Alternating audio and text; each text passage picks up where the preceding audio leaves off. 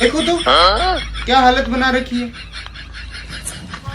शर्म आ रही है तेरे को बिल्कुल भी? बाहर खेलने जाता है, ये लोट लगाने के लिए जाता है, हैं? कुछ समझ में आ रही है तेरे को? सुनाई भी दे रहा है तेरे को कुछ? पूरा फर्श गंदा कर दिया। गली क्रिकेट में तो सब तेंदुलकर है। कुछ सुनाई नहीं दे रहा है इसको, जाने दे इसको।